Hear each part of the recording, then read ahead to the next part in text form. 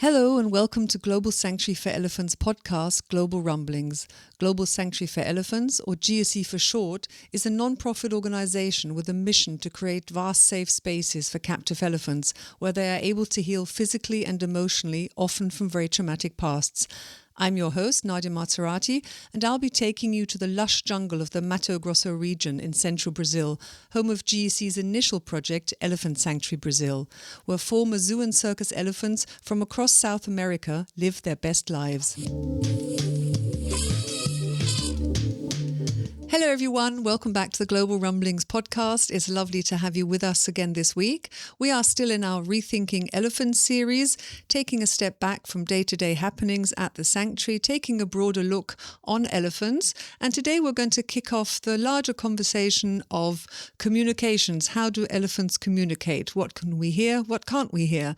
So let's say hi to Kat and Scott Blaze, co-founders of Global Sanctuary for Elephants. Hi you two. Hey, Nadia. Hey, Nadia, how are you? I'm fine. Very unsuccessfully. I was looking for a slug which nipped the top buds of a few sunflower seedlings. So when we finish this recording, I'm going to go out into the garden with a torch and look for the little perpetrator. No, Nadia, no. There are I don't do anything horrible. No, she means flashlight. Oh, flashlight, torch, that kind of torch. My goodness. Oh, I see. No. A flashlight torch. It's translation I just pick them up issues. and throw them at the end of the garden. I throw them over to the neighbour. No, some Germans to put beer out and they go into the beer and get drowned. No, I don't like that. Okay. So no, I'm just going to pick up the little sod and take it away from my sunflower plants. No American torching. No putting flames to them. No. Flashlights. Flashlight torching. Okay. Okay, so I said in the introductory we're going to be talking about communication, and there's audible communication, and in previous podcasts, actually in the last podcast when we talked about Lady and her choice to remain solitary, you said that just because she wasn't choosing to physically get involved with the other elephants, it doesn't mean that she was not in constant communication with them. And also you mentioned in previous podcasts as well, infrasonic communication and seismic communication, and also maybe a little bit woo-woo vibes and energy. But today I thought we can kick off first of all with audible communication. And so I will get Roland, our wonderful podcast editor, to add a soundtrack of Mara squeaking and Hana rumbling, in case listeners do not know what a rumble sounds like.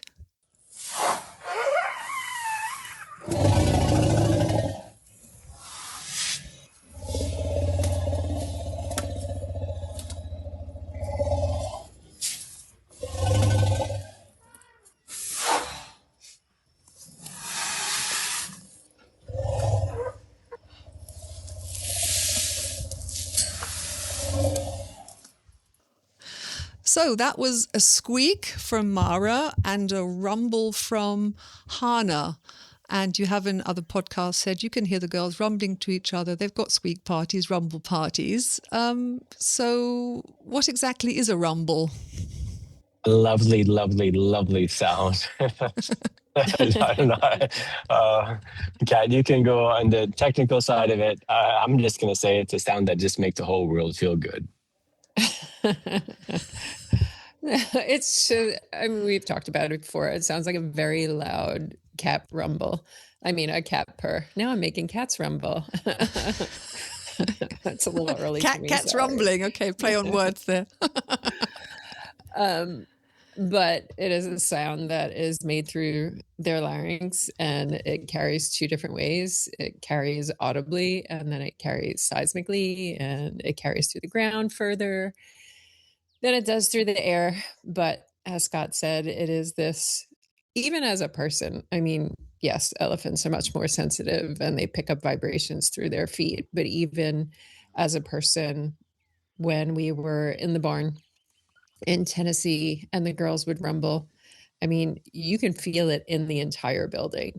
You know, it does actually like if there's a lot of them and they start trumpeting and rumbling, it will slightly shake the walls of the building. It's only polycarbonate, so it's not like walls, but I mean, it does, you can feel it. And if you watch them, you can see it like right above between their eyes. There's an area of their forehead that vibrates when they do it. So you can actually see it. And then if you put your hand on that, you can really, because some of them like, you know, when you touch that area when they're rumbling, and then you can feel it in your hand and it travels through your body. But yeah, it's quite something. And you said in, I think it was our previous podcast, you said that people often equate rumbling with happiness. But then in a podcast, you said that when Gigi called the other elephants over when Pocha had passed, she rumbled as well. So it isn't that easy. It doesn't mean only happiness. Do we actually know what it exactly means? Probably not. It's like saying, what is laughter in a human? We use those kind of, what does it mean to cross your arms as a human? It could be, I'm tired. It could be, I'm frustrated. It could be so many different things. You know, you have to look at the connective tissue. What else is going on? And that's the way to do all of our visual auditory communication. Is a lot of it is this way. What is going on around that? What is the tone of the sound? You can say, you know, help playfully, or you can say help fearfully. You know, the person doesn't need more connective words to know the difference in what those sounds are.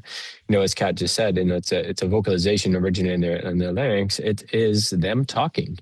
And just like when we talk or a dog bark, you know, there's going to be different elements to it. There's different intonations, there's different energy around it, different frequencies with those rumbles, and all of that's going to have a different meaning.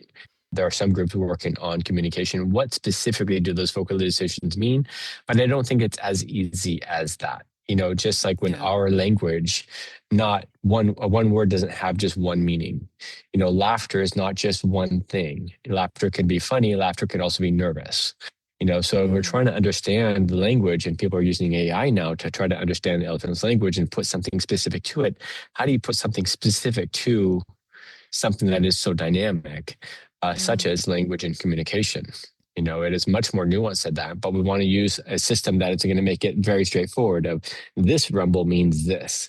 Well, not always. And we can't always say when it is or isn't, because we don't have that capacity, at least not at this point. We don't even have that capacity in humans to always say with certainty, you know, what language or what vocalization or what sound it is that we're making means specifically and exactly what that means.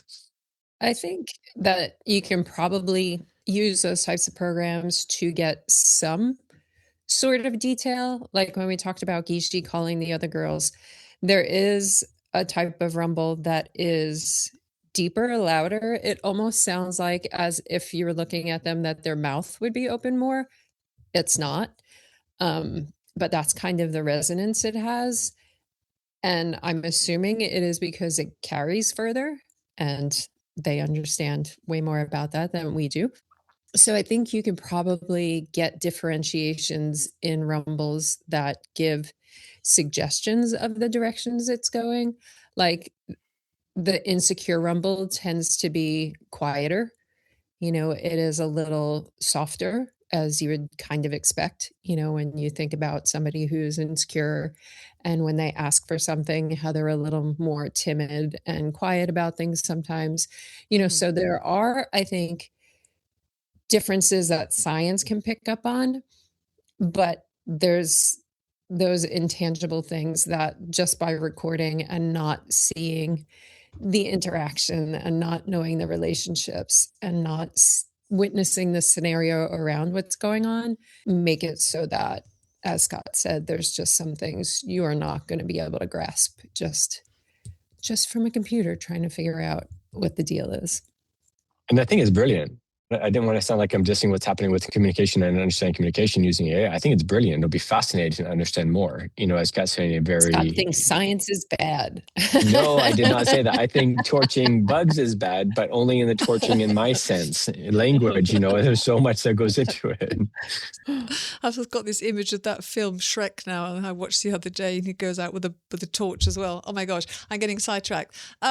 So when you say seismic and infrasonic communication. Is that then what you meant in a podcast, Scott, when you said about Lady that she would like look towards the other elephants, like raise her head, look towards the other elephants, and you would observe her doing that, or vice versa, the other elephants looking across between the gates to a different yard, but you as a human hadn't actually heard anything.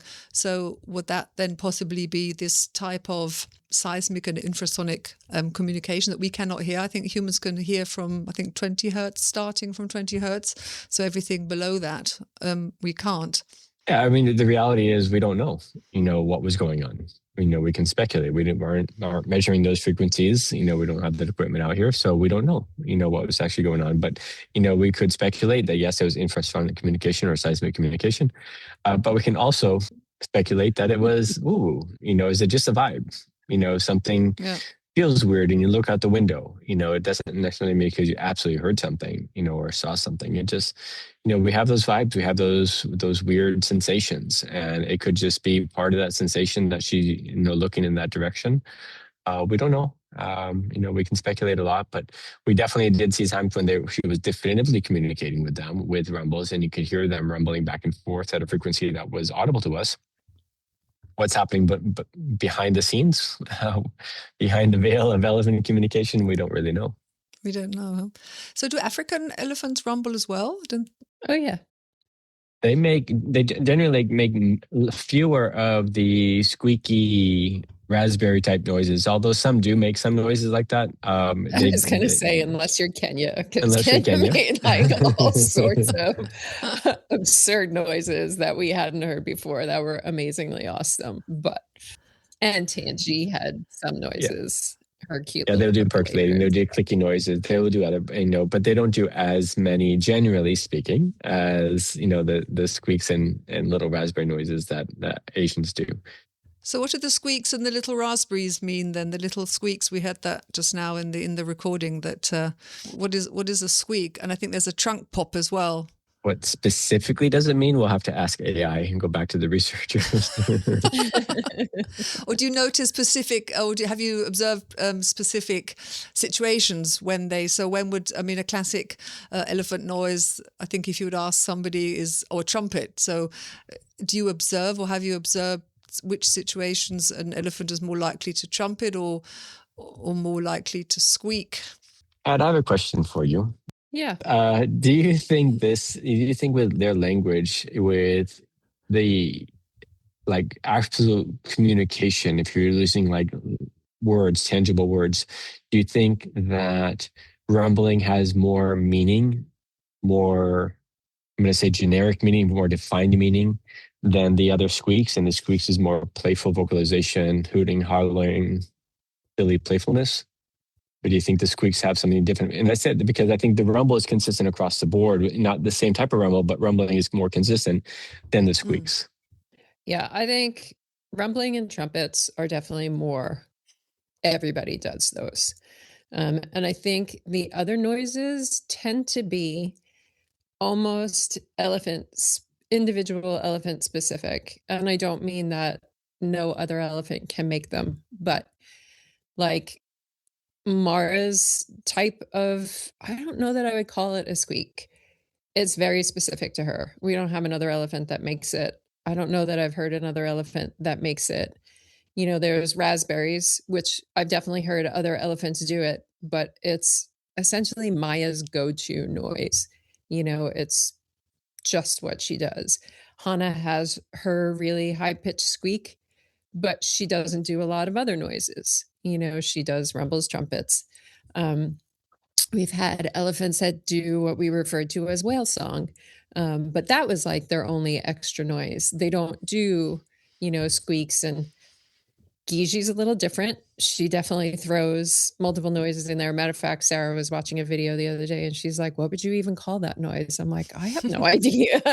I'm like, how do you label the weird noises that Gijamina makes? I don't know.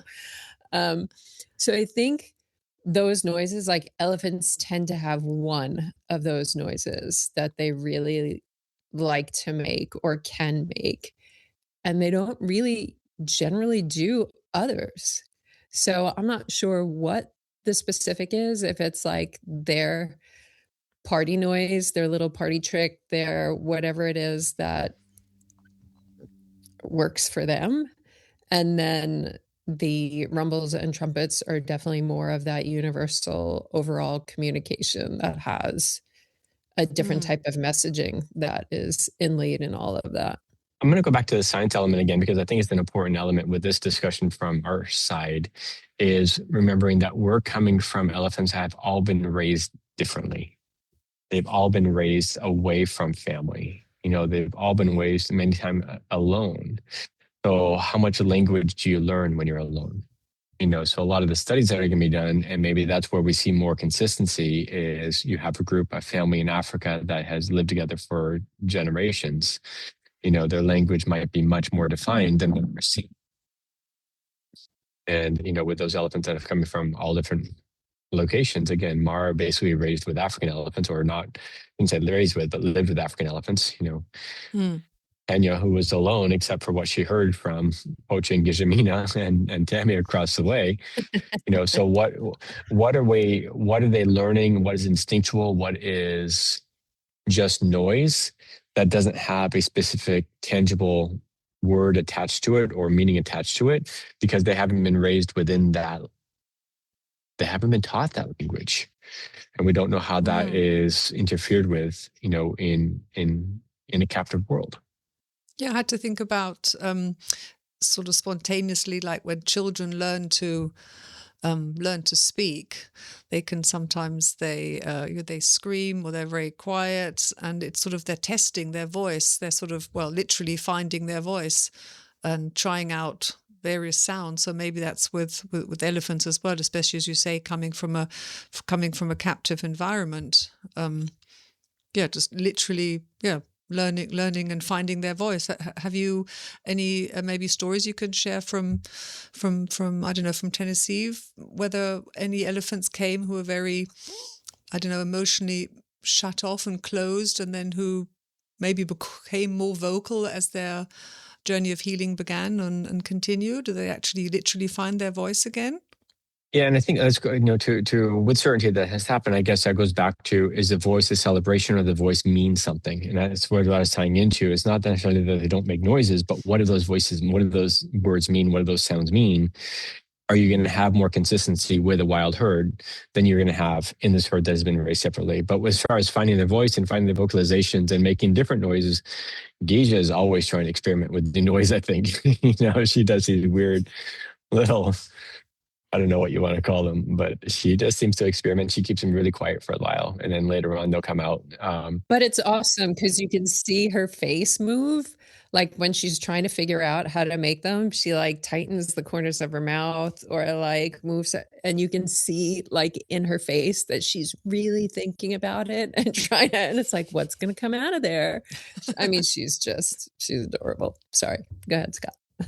Yeah. So yes, with certainty, more trumpets, more rumbles, deeper trumpets. Of course, they vocalize more and develop different types of trumpets and intonations. And sometimes when we hear the noises off in the distance at night, and the rumbles and the bellows, and it's really loud, and these really what would be like a fearful trumpet or like a startled trumpet, we wait for a few minutes to see what's going to follow. And a lot of times this is that connective tissue we talked about, what it means and what's happening.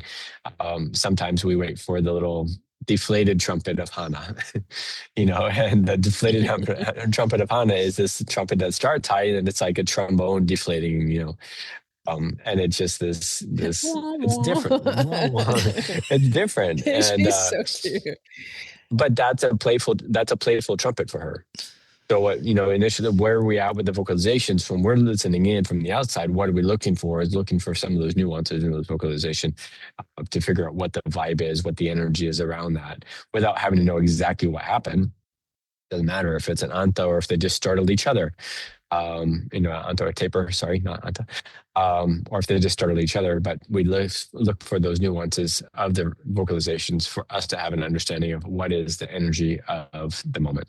And every elephant is individual. He mentions whether it's a taper or something else. I mean, we got to know fairly quickly that Hana was the boy who cried wolf, she would trumpet like the world was ending, and we would race down on the four-wheeler and go see what was going on. And there'd be a taper. We're like, really? And she's like, thank you, you saved me. And then she would do it again, and we'd race down, and we would find her like just having this party in the bushes. And we're like, you apparently do not understand that for most elephants, the noises you're making are like, oh my God, the world is ending noises. So it's also very individual with the elephant and knowing their communication and what they get excited about and the level of excitement and so on. So, I mean, there's always, as we joke, you can't ask a question about elephants and get like a 10-second straight answer with almost anything. You could always preface all of the answers with, well, it's complicated, because nothing's black and white that way with them. At least if you are actually trying to understand and read them properly. I mean, it's like people, not black and white by any stretch. And it's not black and white with us either, though. And I think that's such an important thing is, whether it be a dog or a cat or a human, or a horse, it's not black and white either. We understand that all the grays of human world, not all of them, some of them, but we don't always understand the gray zone with elephants, no pun intended. But sorry, that was a Nadia joke. We don't always understand the gray in other animals. We want to make it tangible. We want to make it really clear. We want to make it easy to understand. Well, there's not much in our world that's really easy to understand. And especially when it comes to language and expression and vocalization, and emotional expression is even more complicated. And the weird thing for me is, again, when it comes to people, that's completely acceptable. Like, you have a friend who comes in and you ask what's going on, something's wrong with them. They don't really want to talk about it. So you don't know what's wrong. You just know something's wrong. And that's okay. It happens all the time in people, and it's totally a normal thing and totally understandable. But it seems weird that people like want a solid definition of what's going on with the elephants all the time, even though they don't even speak the same language. So there is more of a barrier between understanding them. But there's almost this, like, it's not okay if we don't know what they're thinking and what's going on. And even though we don't get that with our own species. So it's always a little weird that way, that people expect to have this deeper level of understanding of like every moment and every bit of language and every nuance, when we don't have that with anyone. Yeah, weird. It's true. So you can then, presumably, I'm probably going to answer my own question, you can distinguish between all the elephants at the sanctuary. So in the middle of the night, if there's a rumble or a trumpet, you would be able to distinguish who's who. Not always. There are some certain vocalizations and, again, intonations that are specific to one or the other. I think some of the rumbles would be much more difficult to tell. There's, again, intonations within some of those rumbles that are very similar. Bambi is a very specific one. There's just something, I don't know how to even explain it. But Bambi's rumbles are almost always identifiable. Again, all the individual noises, Mara sounds like Mara, Gigi sounds like Gigi. Maya and Gigi have a slight crossover with raspberry noises. But the rumbles themselves, I think at night, it's more of the scenarios that we're used to. You can kind of tell where the noises are coming from, and we know who's generally in what area. But it's more of we know pretty much every night that Mara and Hana are going to lose each other. One's going to lay down to go to sleep. The other one's going to go off and graze. And somebody wakes up first, usually Hana, and wants to find Mara. So she makes her big, deep rumble. And sometimes she'll trumpet, and we know it's her because of the scenario and because of, it's just a very typical orderly noise that happens. And then we have to wait to make sure we hear when she wakes Mara up, and Mara's first initial squeaks are very tired sounding and literally like, I'm over here, thanks, you woke me up. And then they both rumble together and trumpet and have a little party. And sometimes at some point, the other girls start making noise because they hear them calling each other. And, so it's very situational, but it's very much knowing kind of their nightly routine at this point and how that's all going to go. And it's when we hear something out of the normal of that we pay more attention to and try to tell if we can see who it is and exactly what the trumpet sounds like. Does it sound like there's any fear in it, or does it just sound like a happy trumpet, or so on? No wonder they're so exhausted in the morning if they're the whole evening, the whole night is communication. As we close the podcast, I just had to think again of the story that you told from Barbara, from Tess, from the Elephant Sanctuary in Tennessee, when she came to the aid of Bunny once, and then she came to the aid of Sissy, huh? And you said you obviously didn't call Barbara over, but she must have sensed something. So is that possibly, or was that possibly woo-woo and energy, her sensing Bunny's fear or Sissy's fear, or was that possibly the infrasonic communication? What do you think? All of the above, Nadia. All of the above. Again, we have no problem talking about woo-woo, and we say, oh, dogs have a sixth sense. They all know. Well, sure. So do we, and so do elephants, and so do all animals, and so do all creatures. I think they do also. We have that capacity to sense that energy and what's going on, the vibe of a person. That doesn't have to be language. That we know that it exists.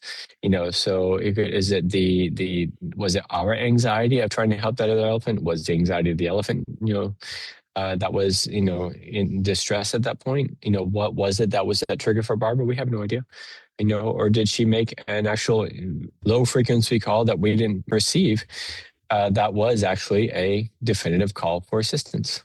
We don't know. And it's weird again, because people think it's weird when you talk about that with elephants, but it is something that's also common in people. You've never met somebody before that you're just like, oh, I don't know what it is about you. Bad vibe, don't want anything to do with you. That sort of stuff. It happens all the time in people. But then when you talk about it in elephants, all of a sudden it becomes this, oh, you guys are like so weird talking about. It's like, no, it's not. This is stuff that happens every day with every other species, including people. It's nothing. I mean, yes, they're better at everything than humans, but I mean, it's nothing like super outlandish that we're talking about. Ah, fascinating. Yes, time is against us, and I need to go out with a flashlight to look for the slug. So that's obviously like the spanner in the woodworks and the wrench. So this difference between British and American English. So yes, everybody, I do not torch my slugs. I pick them up with gloves and throw them across to the neighbor. No, I don't. I throw them across to the bottom of the garden. Okay, then thank you for sharing all your stories. Hopefully your neighbor doesn't listen. Yeah. He's going to be like, now I know I have so many slugs. No, I don't do that. Okay, then have a lovely rest of your day, and we'll catch up for our next recording. Okay, bye. Bye. Bye. That's all that we have time for this week. We hope you enjoyed the podcast. And if you did, don't forget to subscribe, hit the notification bell so you never miss an episode. Another great zero-cost way to support the podcast is by leaving a 5-star rating or a glowing review, as this helps other people discover the podcast. Thank you so much for your support. And until we meet up for our next episode, take care.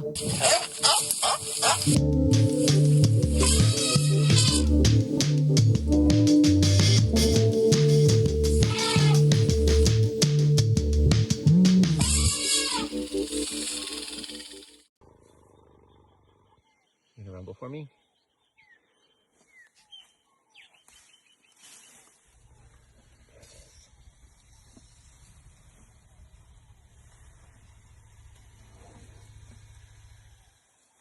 Oh, thank you. Thank you. That's perfect. Thank you, Maya.